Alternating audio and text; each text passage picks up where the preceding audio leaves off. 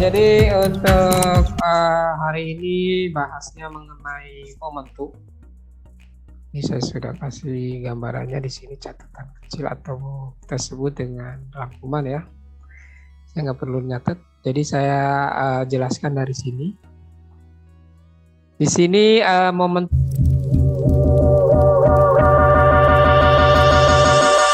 dan impuls itu dirumuskan sebagai P ya. Momentum itu P besar.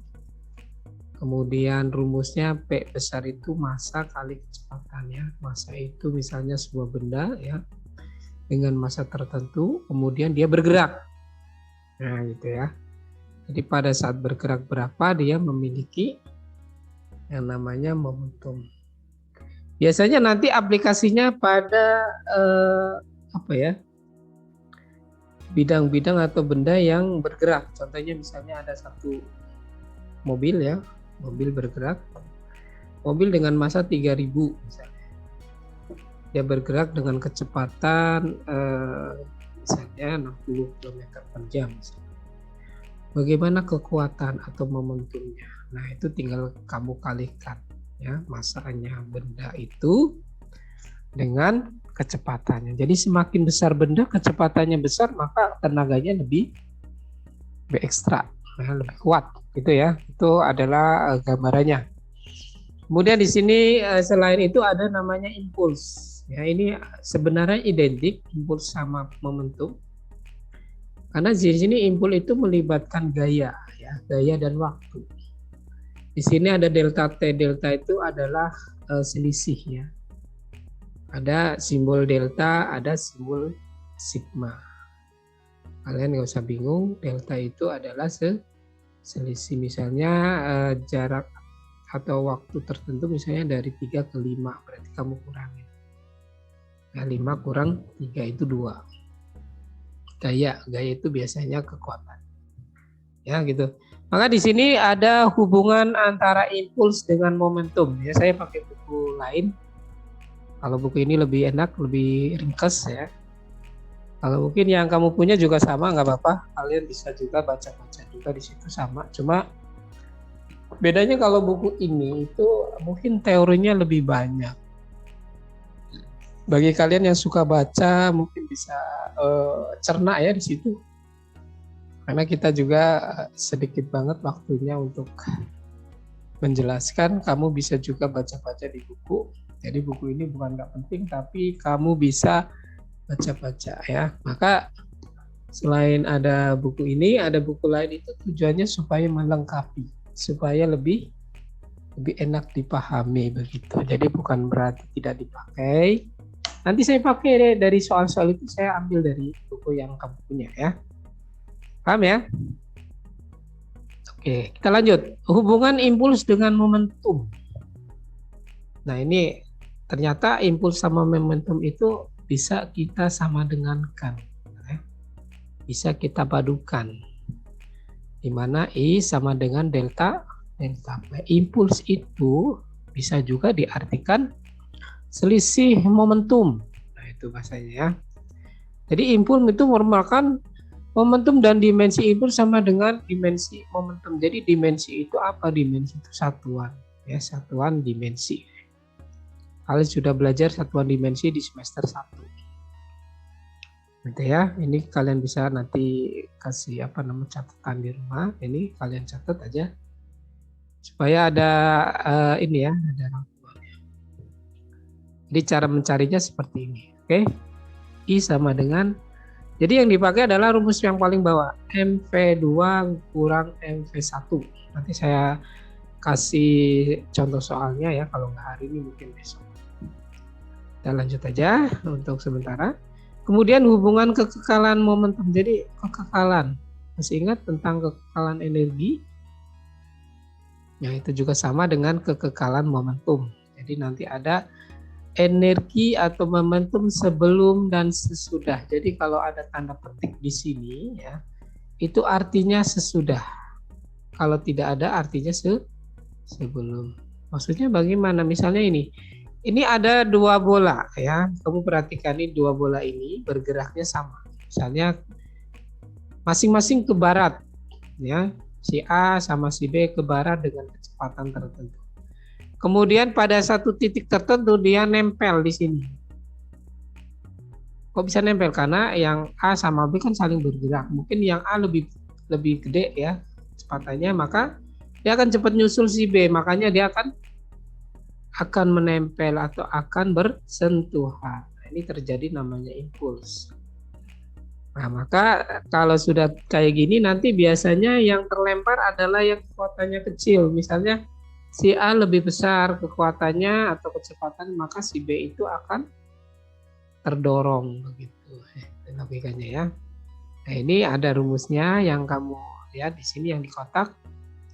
Massa 1 kecepatan 1 ditambah massa 2 kecepatan 2 itu sama dengan massa 1 kecepatan 1 setelah ya. Jadi kalau ada petik itu artinya setelah bergerak. Jadi di sini ada petik itu artinya setelah. Ini juga sama. Jadi akan berbeda ketika si B ini didorong oleh si A ya, dengan misalnya ini 300 meter per second misalnya. Kalau ini 200 maka dia akan terdorong. Nah, terdorongnya ini dia akan memiliki kecepatan lebih besar daripada si A. Ya, jadi itu logikanya, paham ya? Kalau tidak paham nanti kamu pelajari lagi. Selanjutnya untuk rumus atau pengertian-pengertian lain di sini mungkin kelanjutannya ya. Jadi mungkin ada jenis-jenis tumbukan. Jadi tadi ada tumbukan misalnya bola 1 ke bola 2, bola A ke bola B itu kan bersentuhan ya. Bersentuhan berarti akan menyebabkan namanya tumbukan. Nah, ini ada 3 jenis ya. Tumbukan pertama adalah lenting sempurna, kedua lenting sebagian, ketiga lenting tidak lenting sama sekali. Kalian harus tahu konsepnya. Lenting sempurna itu maksudnya apa? Nah, di sini lenting sempurna itu adalah E-nya 1 ya. E itu dicari dengan kayak gini, kamu cari ya, min P1 aksen dikurang P2 aksen dibagi dengan P1 min P2. Ingat kalau ada aksen di atas ini petik namanya aksen ya. Itu artinya setelah. Jadi setelah bergerak. Setelah bergerak dibagi. Ya, kalau hasilnya 1 berarti lenting sempurna. Kemudian kalau hasilnya kurang dari 1 atau lebih dari 0 itu lenting sebagian. Kalau hasilnya tidak lenting sama sekali itu jika kecepatan si 1 sama dengan kecepatan si 2. Ini artinya ya benda ini nempel. Jadi kayak tadi saya bilang kalau misalnya si yang 1 ya ini ya misalnya dia bergerak. Nah, dia numbuk. Ternyata dia geraknya bareng. Itu namanya tidak lenting sama sekali. Lenting itu lentur ya. Kalau misalnya dalam bahasa sehari-hari. Atau mantul ya, mantul gang. Nah, salah, kalau mantul itu beda. Mantul itu artinya kalau kamu punya bola, kamu bola basket misalnya pantul, kamu masukin ke bawah maka akan mantul ke atas, itu namanya mantul ya. Beda ya konotasinya dengan mantul yang misalnya kayak acara makan, mantul ya, itu beda ya. Mantul itu artinya misalnya kayak bola itu mantul. Oke? Ya. Kemudian konsep momentum. Nah, di sini ada benda jatuh ya, yang tadi saya bilang seperti bola basket, jadi mantul. Nah, ini ada tumbukan bola dengan lantai. Tumbukan dengan bola dengan lantai ada rumusnya ya di sini. Min akar 2GH1 itu untuk kecepatan pertama. Ada minnya, kenapa min? Karena dia turun. Kemudian untuk kecepatan pantulnya itu tidak ada minnya, hanya H2. H2 itu yang kecil. Nah, jadi kita bisa mencari nilai E ya. Nilai E itu nilai koefisien resistansi ya, namanya restitusi. E itu bahasa kerennya adalah restitusi. Nah, ini bisa dicari dengan V aksen per V1. Kemudian atau H2 per H1. Penting juga ya. Oke, kemudian satu lagi adalah, nah ini boleh kalian tulis nanti, tinggal diputar aja ya. Ini ada aplikasi dari momentum atau impuls. Itu adalah ayunan balistik, ayunan. Jadi ini ayunan itu kalau dalam bahasa kamu mungkin kayak mainan anak itu ya, ayunan ya. Nah, di sini ada uji coba atau bandul ya, bandul boleh. Kalau anak bahaya ini soalnya ditembak di sini. Jadi alur ayunan ini atau bola yang kamu gantung ini ditembak. Ya, ditembak, kemudian pelurunya masuk ke sini, kemudian pelurunya naik. Ya, kecepatan naik ini berapa biasanya ditanya. Ya, kecepatan setelah pelurunya bersarang di benda ini, dia akan naik gitu kan. Naiknya adalah berapa H, nah, akan menggunakan rumus ini ya. Atau Vp sama dengan MP plus MB dibagi MP. M itu massa ya, massa peluru ditambah massa benda. Dikali akar 2H. H itu adalah ketinggian di sini. Jadi untuk nilai Vp di sini kamu bisa cari dengan rumus ini. Ya, masanya kemudian dikali akar 2GH gitu. Itu ya.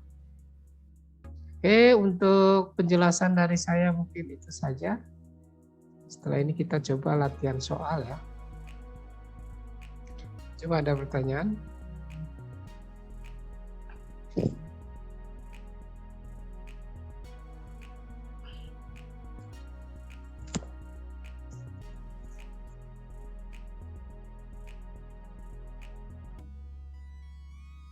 Tidak ada pertanyaan? Oke, kalau tidak ada kita coba untuk menggunakan ini ya, papan tulis yang ada di Zoom. Coba di sini saya mau kasih latihan ya, atau contoh soal saja dulu.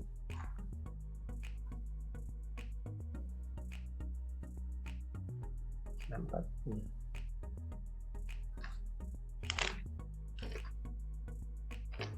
Misalnya diketahui sebuah bola bermasa 200 gram. Ini diketahui misalnya.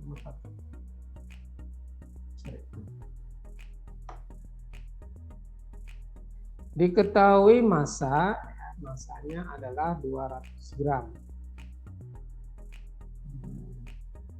Kemudian menumbuk dinding dalam jarak yang tegak lurus dengan kecepatan, nah ini V-nya 40 meter per second.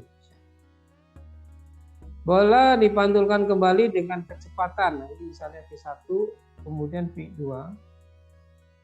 V2 itu 30 meter per second. V3 ya.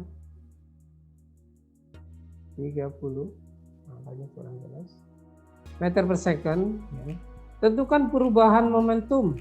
Nah, tentukan delta.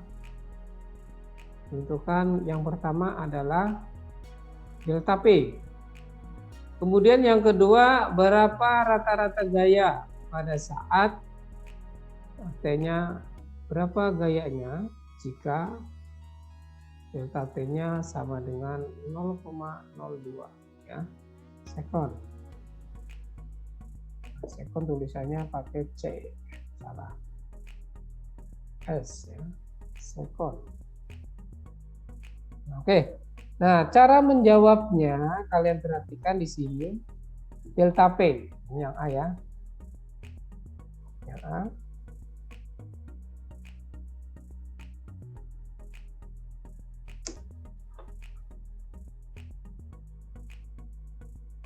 Yang A.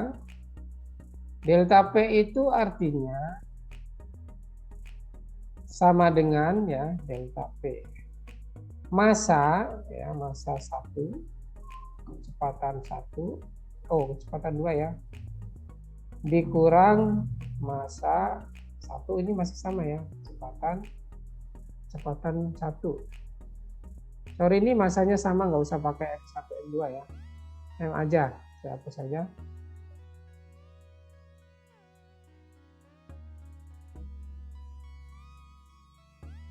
Ini kurang ya. Jadi nanti saya ganti ini minus, V2 kurang V1. Nah, caranya bagaimana? Massa 1 200 gram. Nah, 200 gram ini kamu ubah dulu ke dalam kilo. Jadi 0,2 kilo. Ingat, kalau dari gram ke kilo itu dibagi dengan 1000.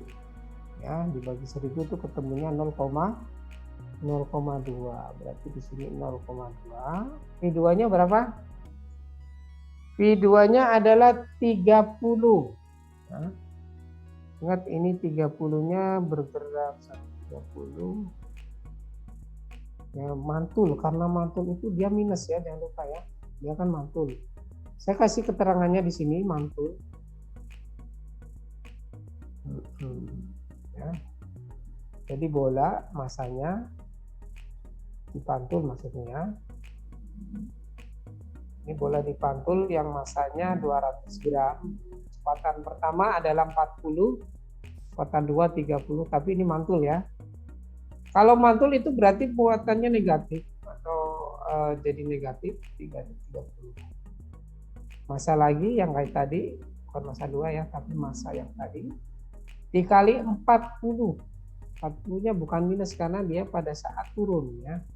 Jadi misal ini saya ada bola, kemudian saya turun kayak gini, dan terus dia mantul lagi ke atas. Ini tetap positif, yang ini minus. Atau bisa juga bolanya bukan seperti ini, ya, tapi bolanya mantulnya seperti ini. Misalnya ini saya pantulkan ke tembok, ini temboknya misalnya, arahnya ke sana. Nah, begitu kena tembok, arahnya ke sini, paham ya? Jadi kalau yang kebalikannya muatannya minus, kalau yang ke kanan muatannya plus, atau arahnya ya, bukan muatan. Muatan biasanya buat listrik, kalau ini adalah arahnya. Maka di sini ada negatif, jangan lupa ya. Kemudian kita kali nih, kali jadi 6. 6-nya 6 minus. Ini juga jadi 8. Jadi hasilnya berapa? Hasilnya minus 14 ya. Satuannya adalah kilogram meter per second. Jadi, jangan sampai salah ini, kalau misalnya positif ini jadinya 2 bukan min 14 ya. Paham ya? Jadi lihat arahnya, lihat gitu. Oke, ada pertanyaan untuk nomor 1 contoh soal. Ini saya kasih nama contoh soal.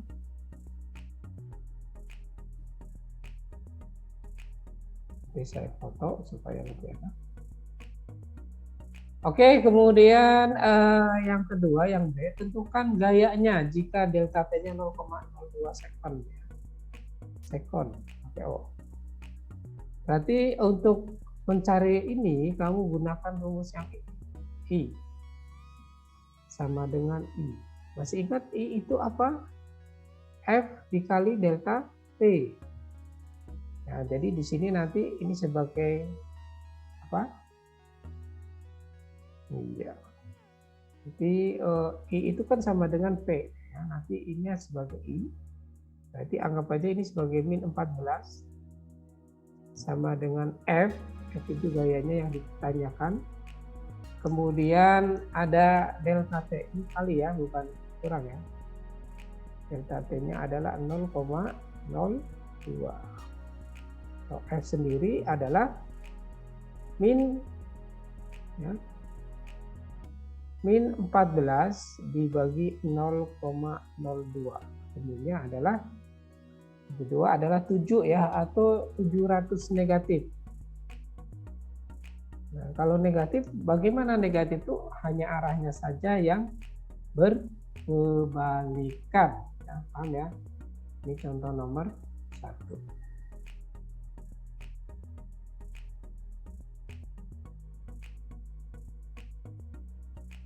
Oke, silakan untuk yang catat.